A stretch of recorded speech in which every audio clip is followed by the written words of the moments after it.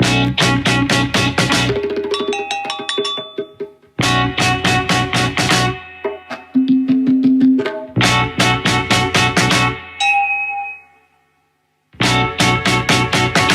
I'm Jason Gorber from ThatShelf.com, and we're here once again looking at the Degritter Ultrasonic Record Cleaning Machine, the RCM. It's right beside here, the Okinoki, my trusted go-to for a couple of years now.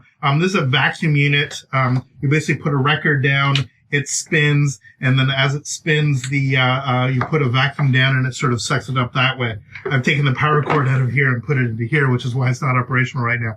But this new unit that just came in yesterday from Estonia has been pretty remarkable, actually. They've been designing it for many, many years. And people are like, why would you need to have a record cleaning machine? Why would you possibly need to clean a brand new record? It seems insane. Yeah, it is insane, but it's equally frustrating. So this is the bane of my existence. I love Light in the Attic. They make incredible records, but they release their records in this kind of sleeve, this sort of paper sleeve with no plastic in between. If you compare that actually to this kind of sleeve, this one has acid-free paper, but actually has the plastic in between, anti-static, which goes back decades. I mean, records, I have EMI records from the 60s that were actually packaged this way. This allows a record to slip in and out quite easily, but more importantly, doesn't leave little bits of paper actually on them. If you get a record like this, if you get this kind of sleeve, my recommendation is to do the following. Yes, you can carefully pull it out, but I've actually found on some of them, the paper gets so tight, you actually get streaks on the record itself. The way that I deal with these, absolutely. You're not going to use the sleeve again. You're going to be putting it in something else. I don't know, something like a MoFi sleeve, but this is it. And even on this brand new record that just came out of the package, there's all kinds of, there's no way you're going to see it on the video, but there's all kinds of markings from not only when it actually came out of the pressing, but again, it got handled. I don't know if the person was necessarily wearing gloves on it, but this brand new record has a bit of material actually still on it, including, I can see tiny little bits of paper. Now again, if you're playing this on a, let's be honest here, an inexpensive record player, you're not going to know the difference. Most people, I would even say the majority of people today are buying records because they just love the feel and the tactile nature and putting it on.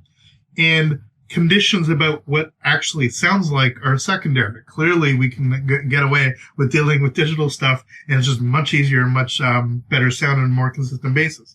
But if you actually do care, if you're spending $30, $40 on a brand new record, even if it is an amazingly Hazelwood record, you are going to want to actually take care of this. And if you have a cartridge, the needle thingy, stylus on your record player that's moving coil, which is a much more sensitive mechanism, you really want to make sure that your records are in pretty decent shape.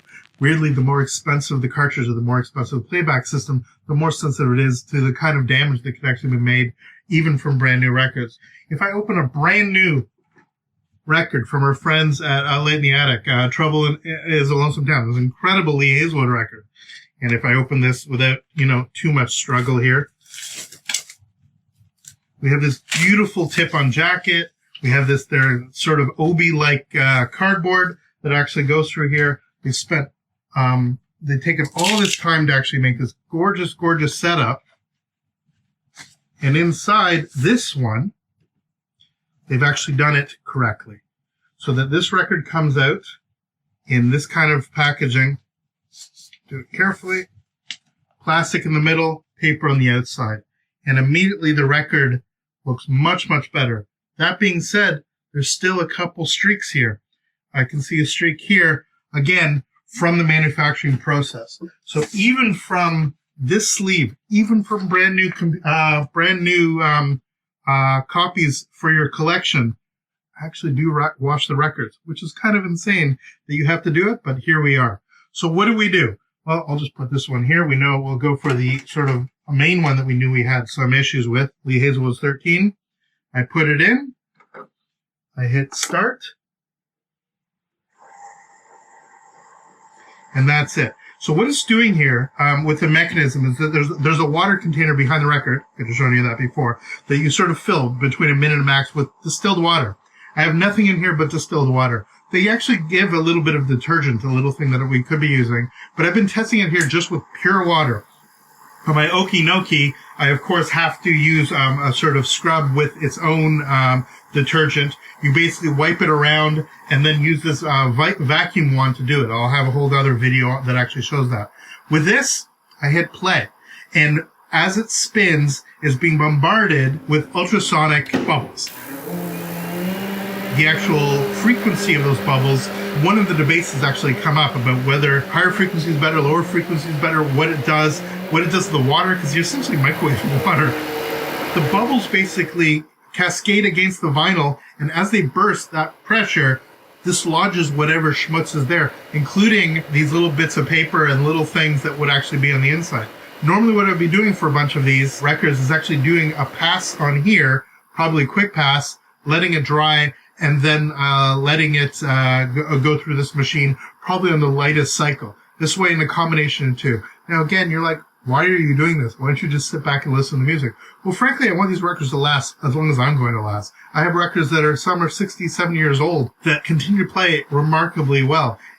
Ones that come in this sleeve, I tend to keep them in these sleeves. For the others, I'll actually put them in mobile fidelity sleeves. I mean, anybody who's bought records in the last several years knows about mobile fidelity. They're an audiophile label, but they actually make quite remarkable sleeves that aren't just really great for keeping your records.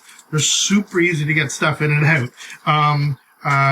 They take care of the record, but they also make it much easier to get it in and out of the packaging. So you're doing less sort of physical handling of the record itself. And anybody who doesn't know, when you hold the record, I'm holding it like this. So I'm touching the edge and I'm touching the label, nothing else. So I'm not getting my fingers anywhere near the actual playing surface. There's a ritual to records. It's as simple as that. Vinyl records, part of the sort of aesthetic pleasures to actually have this thing that you can physically hold in a way that you can't with streaming media, for example. I have lots of digital media, but it does this thing. So as you've seen, the process has gone through. The record has been bombarded, as it were, and now it's taking all the water that it had put into the main chamber and moving back into the water unit. So it keeps using the same water. You have to change it sort of every 50 to 75 records. And then what's going to happen is a fan's going to blow. And that's basically going to dry. Just looking at it now, the record already looks, obviously, because it's got water on it, looks a lot cleaner. And I'll speak up a little bit as the fan goes off. The timer will continue to go up. And as it spins, it's basically doing just a gentle drying of the record. And so by hitting the button once, I don't have to have the headache. It's such a headache, but I don't have to have these sort of additional manual elements that I have with this kind of a record cleaner. When I had a spin clean, which was my first record, I sat for like a month and a half and went through all of my records manually going through. It was a great way of getting lots of years of built-on grime. Since then, I upgraded to this, and now we're looking at investigating about whether this is the ultimate upgrade. I'm still on the fence about whether or not this does a fantastically better job than this. I mean, for God's sakes, this is still $3,000 US. And whether or not that's as much of an upgrade for something like this that runs about $600 or $700. But the fact of the matter is that I can sort of put in a record, hit play, walk away, and have it do its thing is, I gotta say, quite enjoyable thought. The fact of the matter is that it won't do records quite as quickly as this, but it will certainly do it with a lot less of my sort of hands-on nature. I can just simply let this do this, and I know I can take this right from this process with the drawing and immediately put it on my turntable and know that it will be absolutely good to go. There's some records that I'm a little bit uncomfortable simply putting it in the ultrasonic bath right away. Just because the water's going back and forth, because even though it's going through filtration, I think for big, heavy, for lack of a better word, chunks on a record, as you sometimes get, you get this beautiful record that basically has been treated badly, but underneath all the grime is actually pretty good impression of the record. The record's in pretty good shape. It's just coated by a lot of misuse, cat hair, that sort of stuff. That's one reason I'm probably keeping this one, because yes, this is a much more physical machine.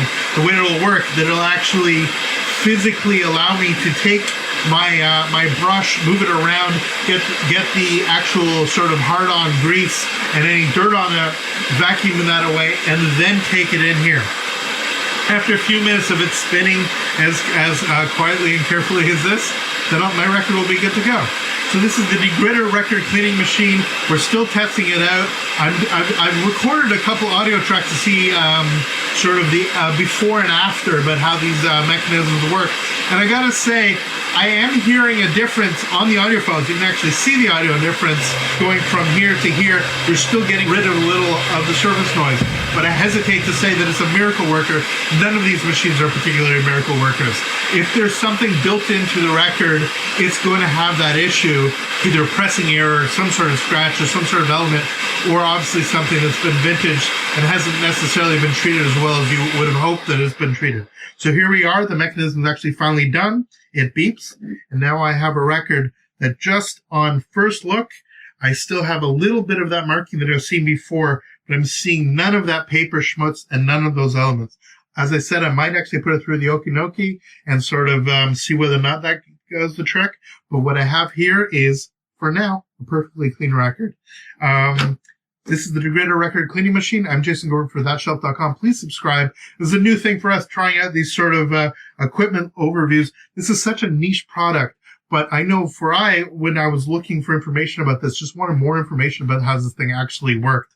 And to get beyond the hype of this stuff. It's so easy in this collectible environment for people to throw in for things that are magical, wood blocks that are holding up your speaker wires or magnets or whatever kind of nonsense that people actually do in this hobby. To have something that legitimately is worth an investment when you have thousands of records and something that will actually make it so that they play better, that they last better, and that they store better, I think is something well worth considering. So we'll have plenty more to say about the Degritter. Please subscribe to our channel. Please follow us on social media. And until next time, thanks so much.